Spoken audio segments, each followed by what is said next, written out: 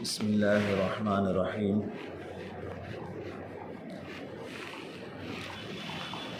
الحمد للہ رب العالمین، والصلاة والسلام علی سید المرسلین سیدنا و مولانا محمد وعلی آلہ و اصحابہ و ازواجہ اجمعین، اما بعد۔ اعوذ باللہ من الشیطان الرجیم، بسم اللہ الرحمن الرحیم۔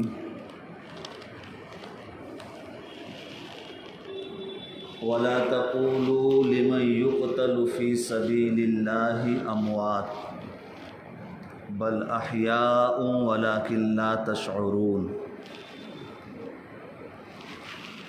وقال رسول اللہ صلی اللہ علیہ وسلم: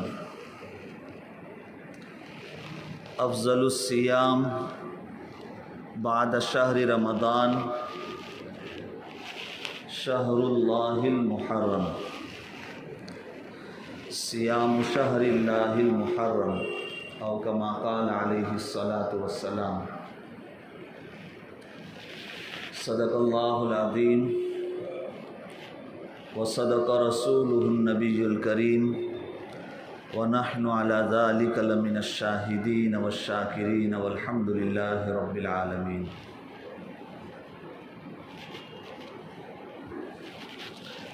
محترم بزرگوں، اللہ رب العزت نے اپنے محبوب ہمارے رسول حضرت محمد صلی اللہ علیہ وسلم کے واسطے سے زندگی میں پیش آنے والے تمام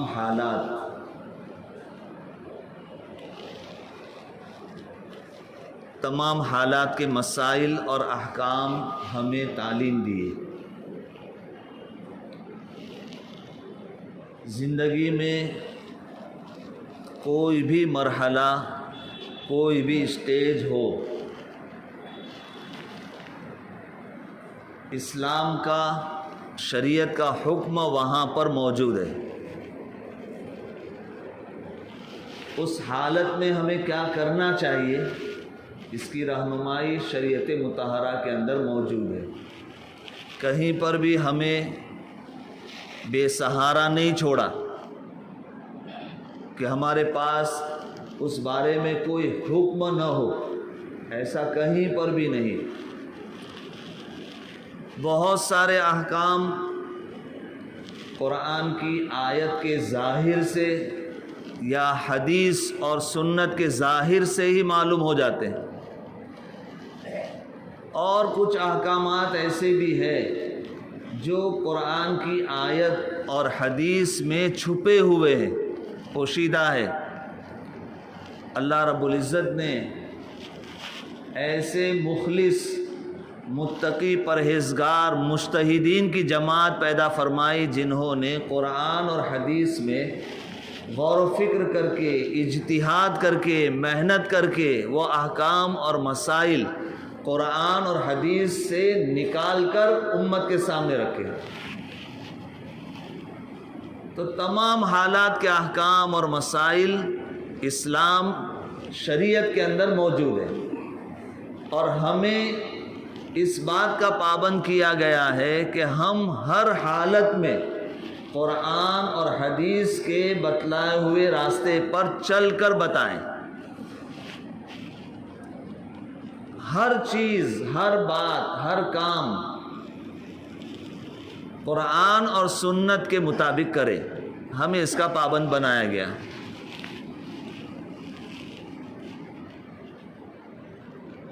دن اور رات اللہ تعالیٰ نے بنائے ہیں، اور روزانہ انسان کی صبح ہوتی ہے، دن ہوتا ہے، پھر سورج ڈھلنے کے بعد رات ہوتی ہے۔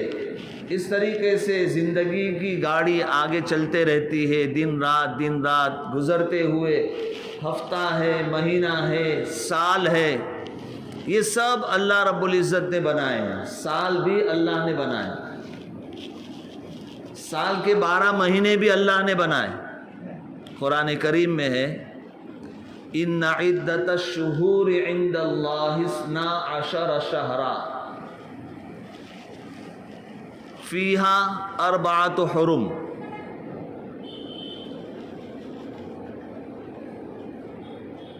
کہ مہینوں کی گنتی تعداد اللہ تعالیٰ نے 12 بنائی ہے, کہ سال کے 12 مہینے ہوتے ہیں, اور پھر ان 12 مہینوں میں 4 مہینے حرمت والے, احترام والے, فضیلت والے. ذوالقعدہ, ذوالحجہ, محرم اور چوتھا ہے رجب. یہ 4 مہینے حرمت والے, احترام والے اللہ تعالیٰ نے بنائے ہیں. ہم ابھی جس مہینے میں ہے وہ بھی ان 4 مہینوں میں سے ایک ہے, محرم الحرام, حرمت والا مہینہ, احترام والا مہینہ, فضیلت والا مہینہ. یہ 4 مہینوں کا احترام اسلام سے پہلے مشرکین بھی کیا کرتے تھے. مکہ مکرمہ میں, عرب اور حجاز میں بڑی سے بڑی جنگ ہو, لڑائی ہو, لیکن جب یہ حرمت والے مہینے آ جاتے تو بڑی سے بڑی لڑائی بھی بند ہو جاتی. وہ لوگ اس مہینے کے احترام میں اپنی لڑائی اور جنگ کو بند کر دیتے تھے. محرم کا مہینہ بھی ان 4 مہینوں میں سے ایک ہے جس کو اللہ رب العزت نے احترام والا, فضیلت والا مہینہ بنایا ہے. تو محرم کے مہینے کی فضیلت شروع اسلام سے ہی ہے. محرم کے مہینے کی فضیلت شروع اسلام سے ہے. محرم کے مہینے میں یہود عاشوراء کے دن روزہ رکھتے تھے. جب اللہ کے رسول صلی اللہ علیہ وسلم مدینہ منورہ تشریف لائے تو آپ نے دیکھا کہ یہودی روزہ رکھتے ہیں. ان سے پوچھا تو کہا ہم روزہ رکھتے ہیں عاشوراء کے دن. تو اللہ کے رسول صلی اللہ علیہ وسلم نے امت کو بھی تعلیم دی کہ وہ عاشوراء کے دن روزہ رکھے. سومو یوم عاشوراء, کہ تم عاشوراء کے دن روزہ رکھو. لیکن چونکہ اس دن میں یہود بھی روزہ رکھتے تھے, اسلام ایسا مذہب ہے جو اپنی ایک الگ شان رکھتا ہے. کسی کے ساتھ میں مشابہت اور کسی کے ساتھ میں میچ اپ یہ اسلام پسند نہیں کرتا. ہر کام, ہر عادت کے اندر اسلام یہ چاہتا ہے کہ کسی کی مشابہت نہ کرو, بلکہ اسلام کی اپنی ایک الگ شان ہے, اس شان کے ساتھ میں زندگی گزارو. اور اگر کوئی کسی کی مشابہت کرتا ہے تو بڑی سخت وعید اللہ کے رسول صلی اللہ علیہ وسلم نے ارشاد فرمائی, من تشبہ بقوم فہو منہم, کہ جو کسی قوم کی مشابہت اختیار کرتا ہے وہ انہی میں سے. یہود کی مشابہت اختیار کرتا ہے یہود میں سے, نصارہ کی مشابہت اختیار کرتا ہے نصارہ میں سے. تو مشابہت اس کو اسلام نے پسند نہیں کیا. اب عاشوراء کے روزے کے معاملے کے اندر میچ اپ ہو رہا ہے کہ یہود بھی اس دن میں روزہ رکھتے ہیں, مسلمانوں کو بھی اللہ کے رسول حکم دے رہے ہیں سومو یوم عاشوراء, کہ تم عاشوراء کے دن روزہ رکھو. اب یہ جو مشابہت ہوگی اس کا بھی علاج اللہ کے رسول صلی اللہ علیہ وسلم نے ارشاد فرمایا وَخَالِفُوا فِيهَا الْيَهُودِ, اس میں تم یہود کی مخالفت کرو, مشابہت نہ کرو. مشابہت یہ ہوگی کہ صرف تم عاشورہ کا روزہ رکھو، اور مخالفت یہ ہوگی کہ صوموا قبلہ یوما او بعدہ یوما۔ مخالفت یہ ہوگی کہ وہ صرف عاشورہ کا روزہ رکھتے ہیں، تم جو ہے اس سے پہلے ایک دن ملا کر یعنی 9-10 روزہ رکھ لو، یا اس کے بعد ایک دن ملا کر 10-11 کو روزہ رکھ لو۔ غور کرنے کی بات ہے، عبادت کے اندر جس رسول نے مشابہت کو پسند نہیں کیا، گوارا نہیں کیا، آج رسول کے امتی اپنی عادتوں میں اور اپنے رہن سہن میں بلکہ ہر چیز میں یہود و نصارہ کی مشابہت پر فخر کرتے ہیں۔ ان جیسا لباس، ان جیسا چہرہ، ان جیسا رہن سہن، اس کو ماڈرن خیال کرتے ہوئے اس پر فخر کرتے ہیں۔ اسلام کا مزاج دیکھیے، اللہ کے رسول صلی اللہ علیہ وسلم عبادت میں بھی مشابہت کو پسند نہیں فرماتے۔ تو محرم کے مہینے کی فضیلت، محرم کے مہینے کا احترام اسلام سے پہلے بھی تھا۔ اسلام آیا تو اس نے اس احترام کو باقی رکھا کہ 10 محرم جس کو عاشورہ کا دن کہتے ہیں، اس دن روزہ رکھنے کا حکم اسلام نے بھی دیا، اور یہود و نصارہ کی مشابہت سے بچاتے ہوئے کہ یہود صرف 10 محرم کا روزہ رکھتے ہیں، تم 9-10 کر لو یا 10-11 کر لو، اس طریقے سے اس کی مخالفت کے ساتھ میں اللہ کے حکموں پر عمل کرو۔ بلکہ پیران پیر شیخ عبد القادر جیلانی رحمۃ اللہ علیہ کی کتاب غنیت الطالبین میں حضرت عبداللہ ابن عباس رضی اللہ تعالیٰ عنہما سے ایک روایت ہے، اس میں جو روزے کا بیان ہے اس میں عاشورہ کے دن کی قید نہیں ہے، بلکہ محرم کے پورے مہینے میں اگر کوئی ایک دن کا بھی روزہ رکھتا ہے، پورے مہینے میں، عاشورہ کی خصوصیت نہیں، پورا محرم کا مہینہ، اس میں اگر کوئی ایک دن کا روزہ رکھتا ہے تو اس کو 30 روزوں کا ثواب ملتا ہے، اس کو 30 روزوں کا ثواب ملتا ہے۔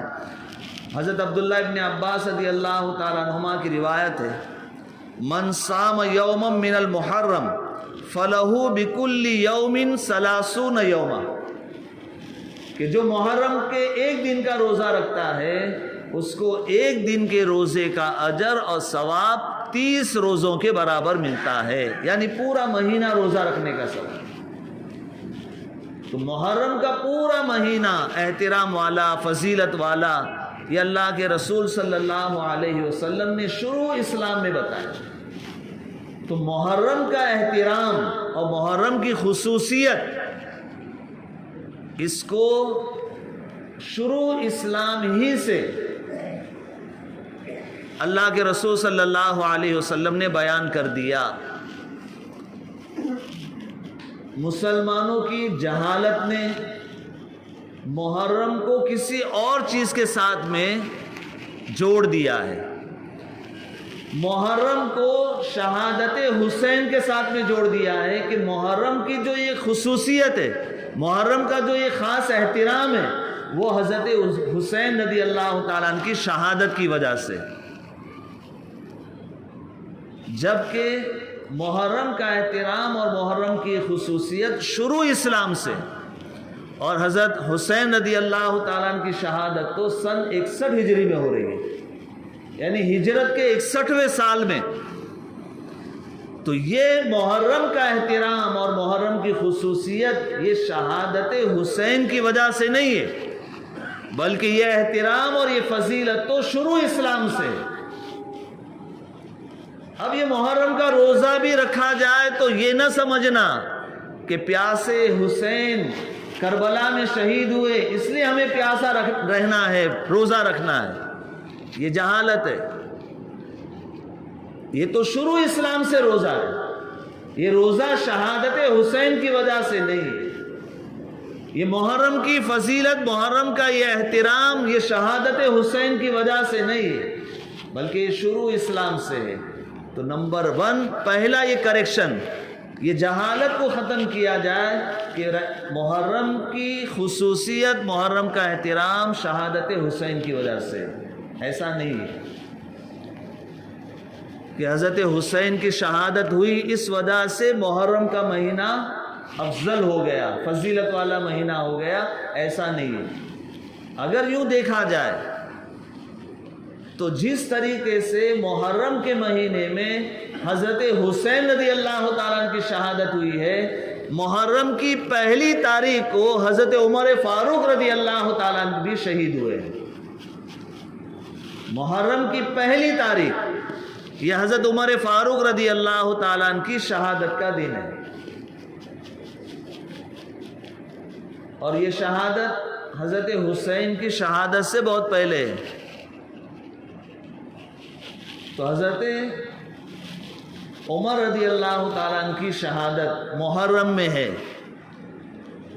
اور حضرت حسین رضی اللہ تعالیٰ عنہ کی شہادت بھی محرم میں ہے۔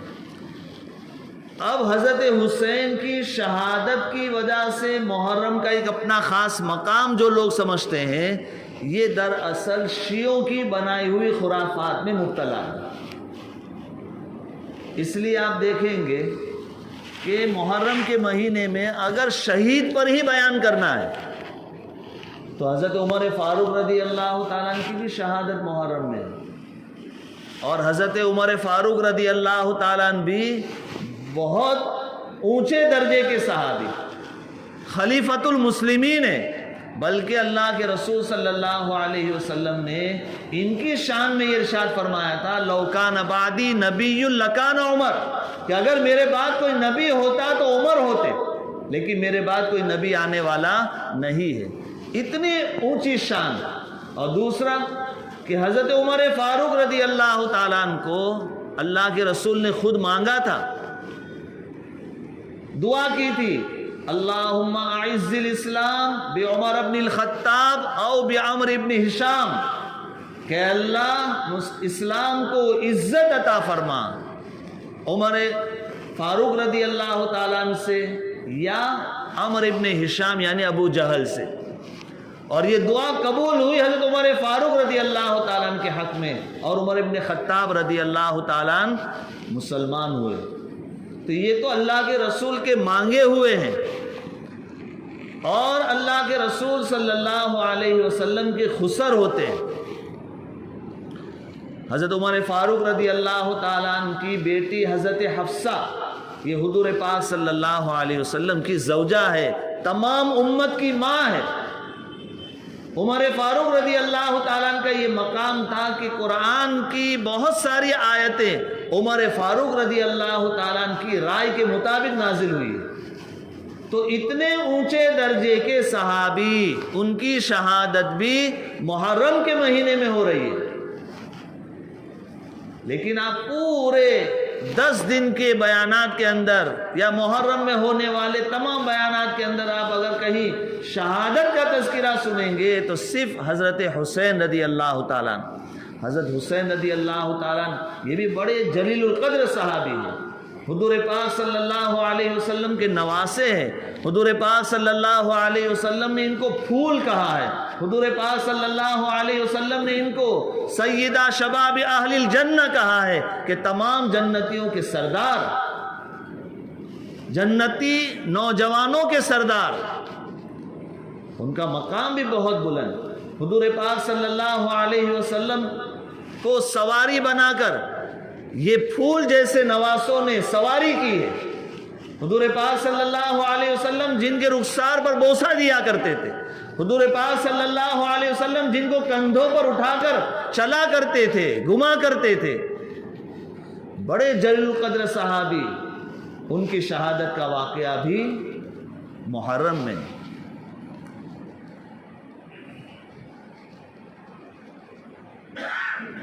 پورے مہینے میں شہادت کے تذکرے پر صرف حضرت حسین کا نام، حضرت عمر کا نام تک نہ آنا، یہ خود کچھ بیان کرتا ہے، اور وہ یہ بیان کرتا ہے کہ یہ طریقہ شہیدوں کا تذکرہ، شہیدوں پر ماتم کرنا، یہ خرافات یہودیوں کی پیدا کی ہوئی ہے۔ یہودی حضرت عمر فاروق رضی اللہ تعالیٰ عنہ کو نہیں چاہتے، شیعہ حضرت عمر فاروق رضی اللہ تعالیٰ عنہ سے بغض رکھتے ہیں۔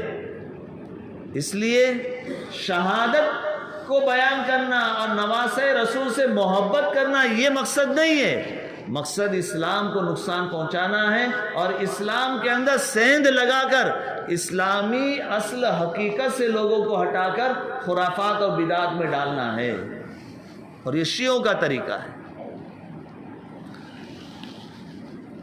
تو یہ بات پہلے نمبر پر سمجھانی ہے کہ محرم کا احترام، محرم کی فضیلت یہ شہادت حسین یا شہادت عمر کی وجہ سے نہیں ہے، اس کا احترام تو اسلام کے شروع زمانے سے ہے، بلکہ اسلام سے بھی پہلے سے اس کا احترام ہے۔ دوسری بات، حضرت حسین رضی اللہ تعالیٰ محرم کے مہینے میں شہید ہوئے، تو ان کی شہادت کا تذکرہ، تو ان کی شہادت کا تذکرہ بطور ماتم کے، یہ بھی اسلام کے خلاف ہے۔ جو آیت کریمہ میں نے خطبے میں پڑھی، اللہ تعالیٰ فرماتے ہیں لا تقولوا لمن يقتل فی سبیل اللہ اموات۔ ماتم کس پر ہوتا ہے؟ ماتم مردوں پر ہوتا ہے، ماتم مردوں پر ہوتا ہے۔ تو ماتم کرنے کا مطلب نعوذ باللہ یہ ہوا کہ یہ حضرت حسین کو نعوذ باللہ مردہ مان رہے ہیں، اور قرآن یہ کہتا ہے لا تقولوا لمن يقتل فی سبیل اللہ اموات، کہ جو اللہ کی راہ میں سر کٹا دے، جو اللہ کی راہ میں شہید ہو جائے، ان کو مردہ مت کہو، بل احیاء، بلکہ وہ زندہ ہے، ولیکن لا تشعرون، لیکن تمہیں اس کا شعور نہیں ہے، تم ان کی زندگی کو سمجھ نہیں سکتے ہو، دیکھ نہیں سکتے ہو، لیکن وہ زندہ ہے۔ جب زندہ ہے تو زندوں پر ماتم نہیں ہوتا۔ یہ آپ ماتم کر کے کیا سمجھانا چاہ رہے ہیں؟ قرآن کریم کے حکم کی کھلم کھلا خلاف ورزی۔ اور حضرت حسین پر ہی ماتم، شہید تو بہت ہوئے۔ اگر اسلامی تاریخ کو دیکھا جائے تو اسلامی تاریخ میں کوئی دن سال کا ایسا نہیں ملے گا، ایک دن ایسا نہیں ملے گا جس میں کوئی جلیل القدر اسلام کا محافظ، اسلام کا خادم شہید نہ ہوا، ایک دن نہیں ملے۔ تو کیا آپ پورا سال یہ ماتم مناؤ گے؟ پورا سال مناؤ گے؟ تو ماتم کی لائن کی جتنی بھی چیزیں، یہ تمام کی تمام شیعوں کی خرافات ہیں۔ یہ تعزیہ، یہ پنجہ، یہ گھوڑا، یہ علم، جھنڈا، یہ سارے کے سارے تعزیے کی قسم ہے، اور یہ ماتم کی علامت اور نشانی ہے۔ یہ سب کے سب شیعوں کی خرافات ہے۔ سنی اس میں جو ہے داخل ہو گیا، گھس گیا، اس کو سمجھ میں بھی نہیں آیا کہ میں سنی نہیں رہا، میں شیعہ بن گیا۔ اور ماتم میں ڈھول پیٹنا، ڈھول تو خوشی کے موقع پر بجائے جاتے ہیں، ہے غلط۔ ڈھول بجانا، میوزک بجانا، یہ سب چیزیں غلط ہیں، مگر دنیا میں ہر طرف یہ ڈھول تو بجائے جاتے ہیں خوشی کے موقع پر۔ یہاں پر ایک طرف شہادت حسین کا تذکرہ کرنا، اس پر ماتم کرنا، اور ماتم کے ساتھ میں ڈھول پیٹنا، یہ تمام کا تمام جو ہے یہ ختم اللہ علی قلوبہم وعلی سمعہم، دلوں پر مہر لگ جائے، کانوں پر مہر لگ جائے، آنکھوں پر پٹی چڑھ جائے، تب یہ باتیں سمجھ میں نہیں آئے گی۔ اللہ تعالیٰ جس کو سمجھا دے وہی صراط مستقیم پر ہے۔ ماتم اسلام میں نہیں ہے، کسی پر بھی نہیں ہے۔ شہید پر تو کیسا ماتم؟ شہید تو زندہ ہوتا ہے۔ ایسے بھی اگر کوئی انتقال کر جائے، اس کے اوپر زور سے آواز نکال کر رونا، اپنا گریبان، اپنے کپڑوں کو پھاڑنا، اپنے بالوں کو نوچنا، اپنے سر پہ خاک ڈالنا، یہ تمام کی تمام نوحہ کی چیزیں میت پر رونے کی چیزیں، اس کو تو اسلام نے بہت پہلے ہی منع کر دیا کہ تمہارے اس نوحہ کی وجہ سے، رونے کی وجہ سے میت کو عذاب ہوتا ہے۔ تو آپ اس طریقے سے ماتم کر کے کیا بتانا چاہ رہے ہیں؟ حضرت حسین رضی اللہ تعالیٰ عنہ کو خوش کر رہے ہیں یہ تمام کی تمام خرافات۔ اور دوسرے نمبر پر یہ ہے کہ ماتم کے اندر ایسی ایسی چیزیں کرنا، اپنے بدن کو نقصان پہنچانا۔ ایک بات یاد رکھیں، ہمارا جو جسم ہے ہم اس کے مالک نہیں ہیں، اسی وجہ سے خودکشی حرام ہے۔ کہ آدمی خود بخود اپنی جان کو ہلاک کر دے، خودکشی کرے، یہ حرام ہے۔ اگر کوئی ایسی موت جاتا ہے تو قیامت تک وہ اسی تکلیف میں رہے گا جس تکلیف کو اوڑھ کر کے وہ مرا ہے۔ خودکشی حرام ہے۔ کیوں حرام ہے؟ میری جان ہے، میں کچھ بھی کروں، ایسا نہیں ہے۔ انسان اپنی جان کا مالک نہیں ہے، اس کے مالک اللہ ہے۔ یہ جان اللہ کے راستے میں قربان ہوگی، یہ جان اللہ کے راستے میں جائے گی۔ یہ جان جب تک اللہ تعالیٰ نے زندگی رکھی ہے اس کی حفاظت کرنا انسان کا فرض ہے۔ اس کو نقصان پہنچانے پر یہ اللہ کی دی ہوئی امانت میں خیانت کر رہا ہے۔ تو جیسا اپنے آپ کو ہلاک نہیں کر سکتا، ویسا ہی اپنے آپ کو نقصان بھی نہیں پہنچا سکتا کہ جیتے جی اپنا ہاتھ کوئی کاٹ کر کے پھینک دے، جیتے جی کوئی اپنے جسم پر جو ہے زنجیر سے وار کرے، استورے سے، چھری سے وار کرے، اپنے جسم کو نقصان پہنچائے۔ یہ سب کا سب حرام ہے، جس طریقے سے خودکشی حرام ہے۔ اس لیے کہ جان، یہ جسم اللہ کی دی ہوئی امانت ہے، ہم اس کے امین ہیں، ہمیں اس امانت کی حفاظت کرنی چاہیے۔ تو ماتم کے اندر یہ جو تمام کی تمام چیزیں انسان اپنی جان کو نقصان پہنچاتا ہے، یہ سب کا سب حرام کام ہے۔ اللہ رب العزت جو ہے تمام مسلمانوں کو اس طرح کی خرافات سے محروم رکھے، تمام کے تمام مسلمانوں کو اس طرح کی خرافات سے اللہ تعالیٰ بچائے۔ اور ایسی خرافات میں جو لوگ اپنی جانوں کا نقصان کرتے ہیں، اللہ تعالیٰ انہیں صحیح سمجھ عطا فرمائے۔ تو محرم کے مہینے میں جتنی بھی چیزیں ماتم کی لائن کی ہوتی ہے، شہادت کی مجلس کی لائن کی ہوتی ہے، یہ سب کی سب خرافات میں سے ہیں۔ کرنے کا کام کیا ہے؟ کرنے کا کام یہ ہے کہ اللہ کے رسول صلی اللہ علیہ وسلم نے خصوصی طور پر عاشوراء کا روزہ تعلیم دیا ہے۔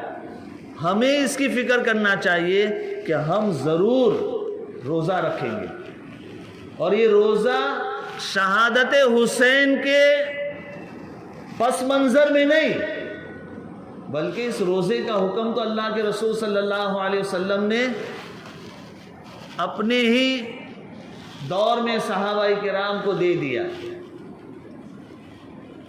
کہ سومو یوم عاشوراء، کہ تم عاشوراء کے دن روزہ رکھو، وخالفوا فیہ الیہود، اور اس میں یہود کی مخالفت کرو، سومو قبلہ یومن او بعدہ یومن، کہ ایک دن آگے روزہ رکھ کر یا ایک دن پیچھے روزہ رکھ کر یہود کی مخالفت کرو۔ بلکہ پیران پیر شیخ عبد القادر جیلانی رحمۃ اللہ علیہ کی کتاب میں عبداللہ ابن عباس رضی اللہ تعالیٰ عنہما کی جو روایت ہے، اس میں تو عاشوراء کے دن کی خصوصیت نہیں، بلکہ محرم کا پورا مہینہ، اس پورے مہینے میں کوئی بھی ایک دن روزہ رکھتا ہے، اس کو 30 روزوں کا اجر اور ثواب ملتا ہے۔ تو اس کو روزہ رکھنا چاہیے۔ محرم کے کسی بھی دن وہ روزہ رکھے گا، اس کو 30 روزوں کا ثواب ملے گا۔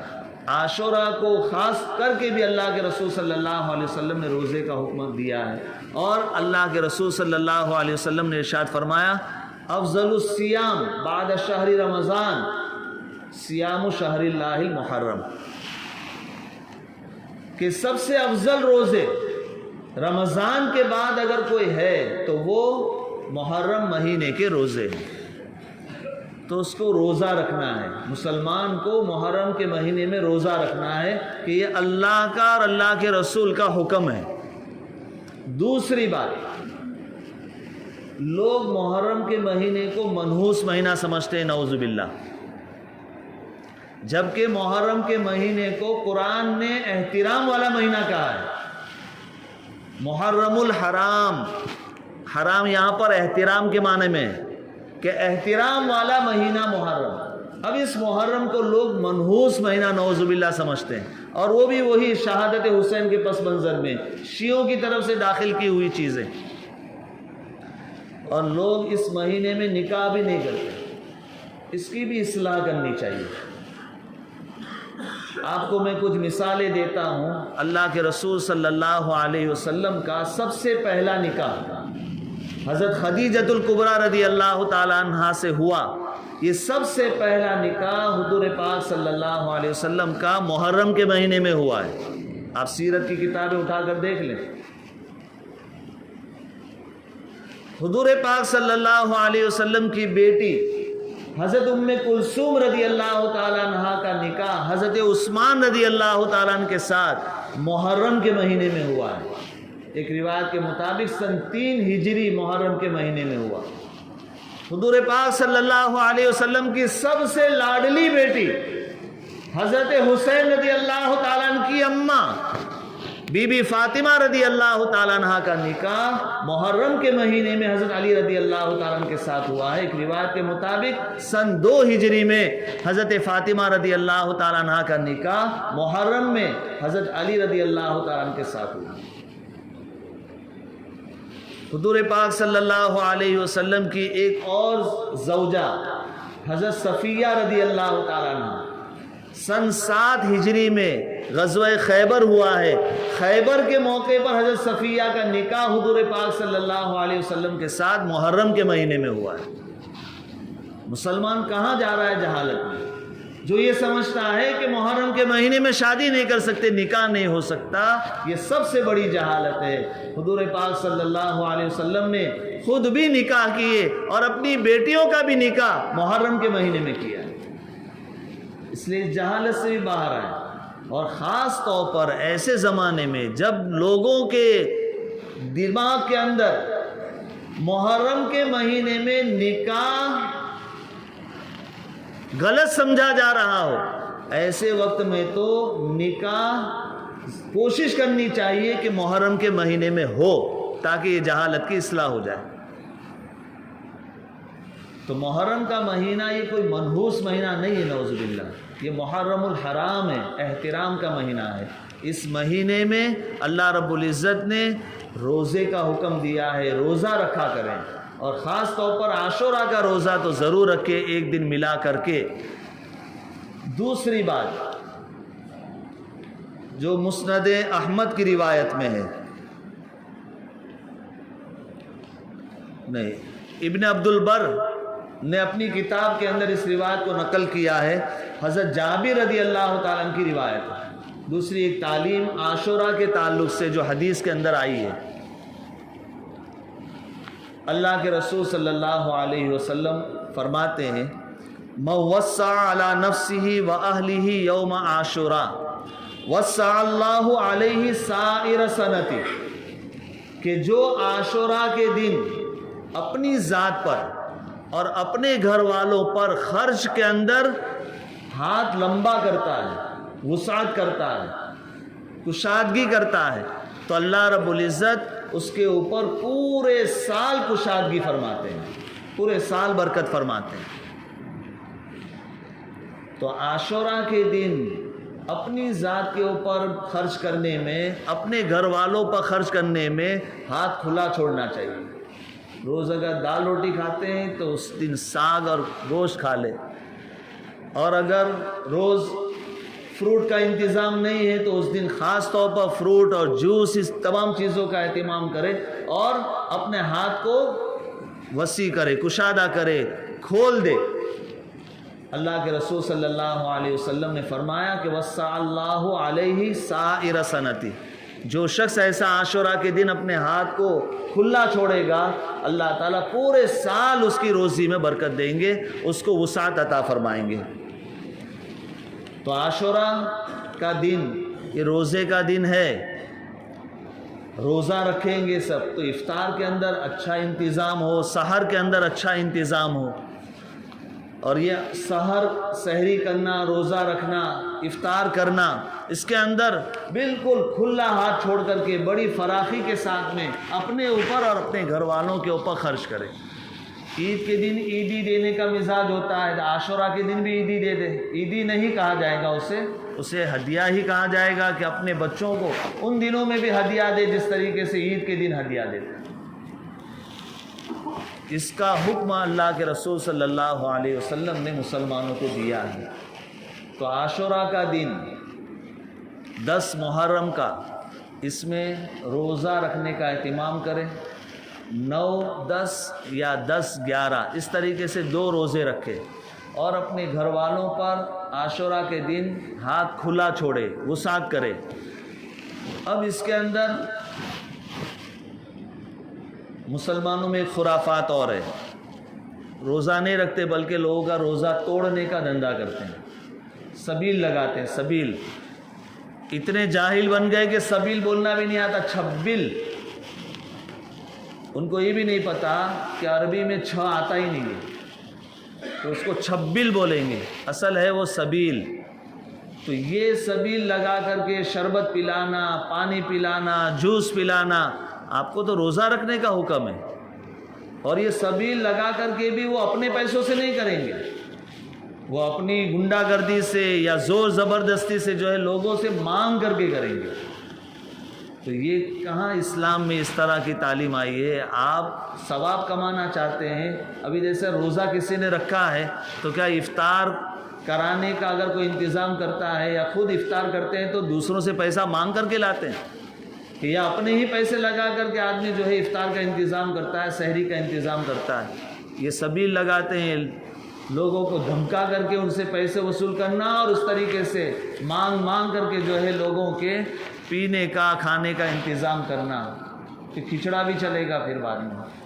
تو یہ سب چیزیں خرافات ہیں، یہ تھوڑا بھی اگر غور و فکر کریں گے، سوچیں گے تو بات سمجھ میں آ جائے گی کہ اللہ کے رسول صلی اللہ علیہ وسلم کی تعلیمات کیا ہے اور ہم کہاں چل رہے ہیں۔ تو روزہ رکھنا ہے، لوگوں کا روزہ توڑوانا نہیں ہے، اور یہ جو جلوس اور ڈھول تماشا اور یہ تعزیہ داری، یہ سب تمام کی تمام چیزیں یہ حرام ہے، حرام، حرام ہے، حرام، حرام ہے۔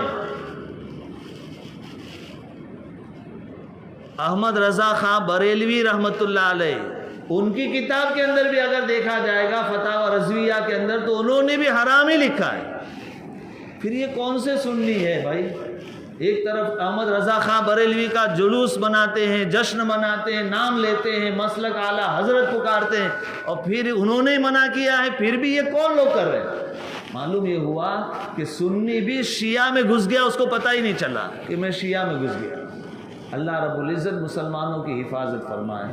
یہ محرم کا مہینہ، یہ رمضان کے بعد روزہ رکھنے کے اعتبار سے سب سے افضل مہینہ محرم کا ہے۔ محرم کو اللہ تعالیٰ نے اپنا مہینہ کہا ہے، حدیث میں بھی آتا ہے شہر اللہ المحرم، یہ اللہ کا مہینہ ہے۔ تو اس مہینے کا احترام کرنا چاہیے، اس میں اس طرح کی خرافات اور اس طرح کے ناچ گان اور اس طرح کے ڈھول تماشے اور جلوس، یہ تمام کی تمام چیزیں حرام ہے۔ اس سے آپ قرآن کے خلاف جا رہے ہیں، حدیث کے خلاف جا رہے ہیں، رسول اللہ صلی اللہ علیہ وسلم اور آپ کے اصحاب کو، اولیاء کرام کو تکلیف پہنچا رہے ہیں۔ اللہ رب العزت مسلمانوں کو صحیح دین پر عمل کرنے کی توفیق عطا فرمائے اور صحیح علم حاصل کرنے کی توفیق عطا فرمائے، جس کی وجہ سے یہ تمام جہالت ختم ہو جائے، اللہ کہنے سننے سے زیادہ عمل کرنے والا بنائے۔ وآخر دعوانا الحمد للہ رب العالمین۔